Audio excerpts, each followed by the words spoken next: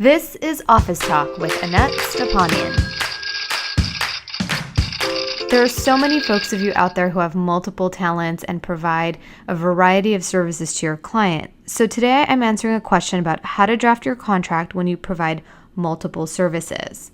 The question comes from Cami, who is an event planner, florist, and designer. She asks, if I'm providing all three services, planning, floral design, and event design services to a client, what's the best way to address it in a contract? Should the client sign 3 different contracts, or should I carefully list all the services with a price breakdown for each service in one contract? Great question, Cami. Here are my thoughts. You could certainly provide 3 separate contracts. However, that can get messy and create more administrative work for you. If your services all relate to the same event or project and are of the same category of work, my preference is to do it in one contract. Since the crux of what you're providing here relates to design and planning for one event, I would have one contract with a master set of terms.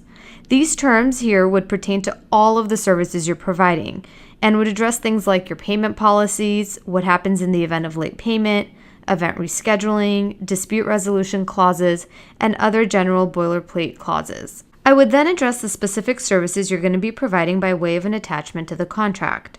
You can also use the attachment to address any terms that are specific to the service that is the subject of that attachment. For example, here's how I would do yours. I would have one attachment where I outline the services that are included as part of your event planning services, a second one that outlines your floral services, and finally a third that walks through your decor services. Now, if there's any opportunity here for you to combine your services, go ahead and do so. However, if you really see these as 3 distinct services within your business, it's probably best to keep them as separate attachments. This way, each time you're preparing a contract for a new engagement, you only have to revise the attachments that outline the specific services you're providing for that client. It's a huge time saver. And once it's done, you just combine the attachment to the agreement for services. And a few more tips. Make sure that you reference the attachment within the main contract. So for example, you might write, consultant will provide services as outlined in attachment A, B, C, which are made part of this agreement. Next, identify the attachment number or letter either with a cover page to the attachment or on the attachment itself.